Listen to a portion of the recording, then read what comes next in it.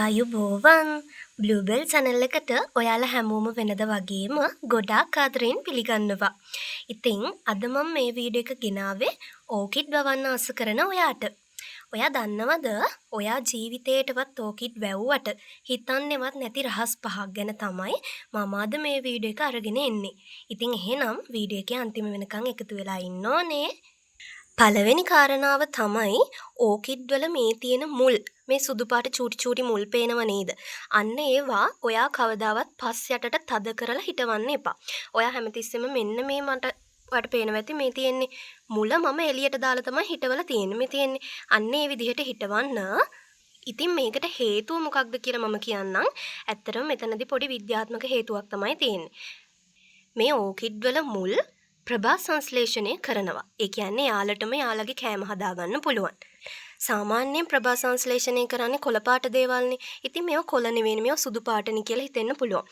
හැබැයි ඔයා දැකලා ඇති මේ ඕකිඩ් පැලවලට වතුර දැම්මහම මේ සුදු පාට මුල් එකපාරටම කොළ පාටට හැරෙනවා. සමහර මුල් කොළ පාට වෙලා තියෙනවනේ මේකෙත් එහෙම නේද? අන්න එහෙම වෙන එකට අපිට අඳුර ගන්න පුළුවන් මේක ප්‍රභා සංශ්ලේෂණය කරනවා තමයි කියන එක.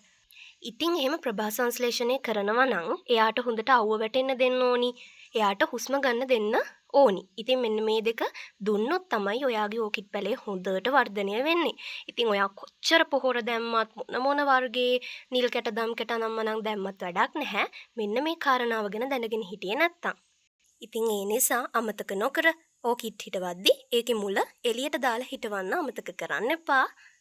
ඊළඟ කාරණාව තමයි ඔයාට ඔයාගේ ඕකිඩ් පැලෙන් මල් ගොටාරියක් ඕනේ නම් රෑට චූටි කූල් එකක් දෙන්න වෙනවා මෙන්න මේ පැලවලට. ඒ මොකද්ද?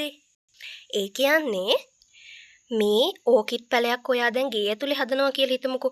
අන්න එහෙම හදනවා නම් ඔයාට සිද්ධ වෙනවා රෑට ඔයාගේ ඕකිඩ් පැලේ ගෙනල්ලා එළියේ හොඳ සිසිල් සුළඟක් වැදෙන තැනකින් තියන්න. රෑට කොහොමත් හීතල හුලං නෙන්නේ නේද? ඉතින් එතකොට ඔයාට තියෙන්නේ ගේ ඇතුලේ තිබුණ ඕකිඩ් පැලේ හැමදාම සාමාන්‍යයෙන් සතියකට දවස් 3ක් වගේ ගෙනල්ලා එළියෙන් තියන්න. ආපහු උදේට ඔයාට ගෙට ගන්න පුළුවන්. මේකේ තියෙන විද්‍යාත්මක හේතුව මම කියන්නම්.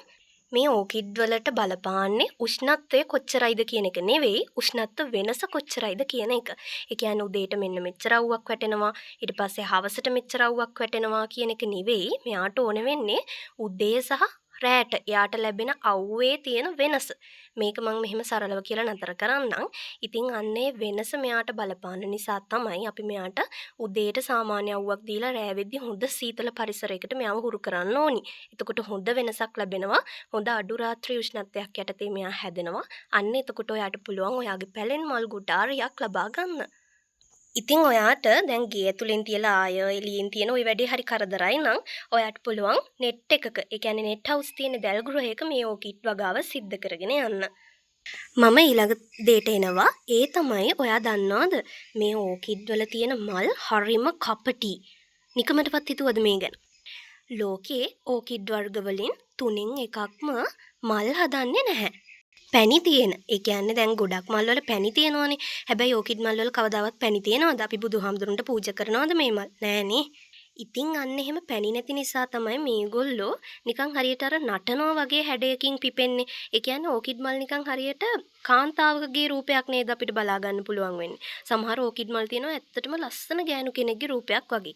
මෙන්න මේක දැක්කහම පිරිමි කෘමී සතුන් හිතනවා මේ ඉන්නේ ගැහැණු කෘමී සතෙක් තමයි කියලා.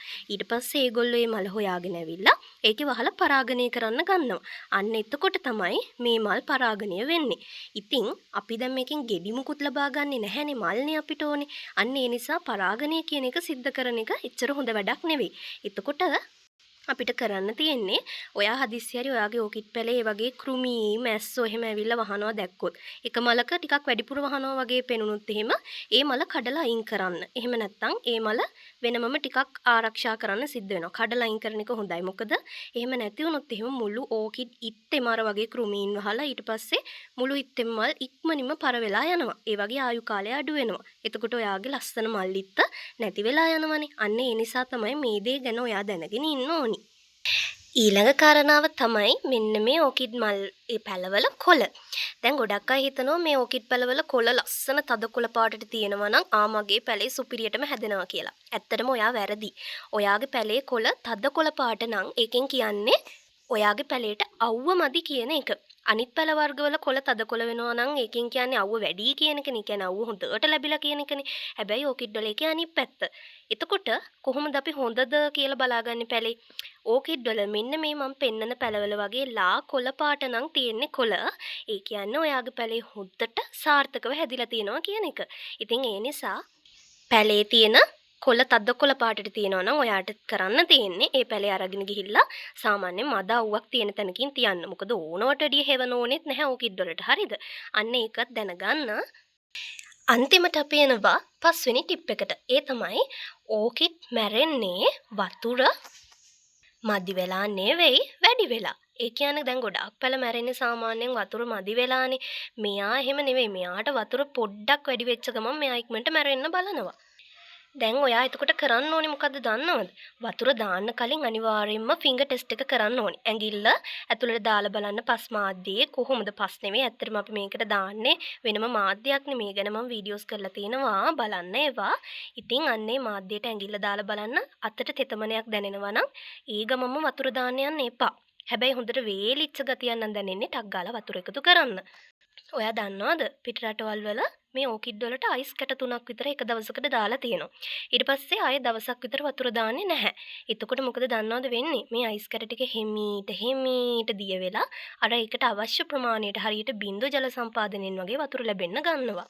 හැබැයි මේක අපේ වගේ රටවල් වලට හොඳ නැහැ. මොකද අපේ රටේ එහෙම ගොඩක් අවුව වැඩිනේ. එතකොට අයිස් කැට ටික ඉක්මනට පිච්චෙන්න බලනවා. එතකොට ඒ පිච්චෙන උණු වතුර පැලයට වැටුනහම ඒක කේස් එකක් නේ.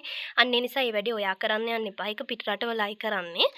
ඔයාට කරන්න පුළුවන් අන්න අර වගේ ෆින්ගර් ටෙස්ට් එක කරලා පැලේ වේලිලා නම් විතරක් වතුර එකතු කරන එක. සාමාන්‍යයෙන් මේ ඕකිඩ් කියලා කියන්නේ වැසි වනාන්තරවල හැදෙන පැලනේ. ඉතින් මෙයාලට එහෙම වැඩි වතුර ඕනේ නැහැ. මෙයාලගේ ඇතුළ කොහොමත් ශ්ලේෂ්මලයි. ඒ කියන්නේ වතුර හොඳට තියෙනවා. ඉතින් ඒ නිසා වතුර ඕනට වැඩි එකතු කරන්න හදිස්සි වෙන්න එපා. මම හිතනවා අද මේ ගෙනාපු ලස්සන කතන්දර ටික ඔයාට වැදගත් වෙන්නේ නැති කියලා. සමහරු ඉන්නවා මේ හේතුවල තියෙන විද්‍යාත්මක පැත්ත විස්තර කරන එකට වැඩි කැමති නැහැ. ඒගොල්ලෝ කියනවා ඒක ඇත්තටම අනවශ්‍ය දෙයක් කියලා.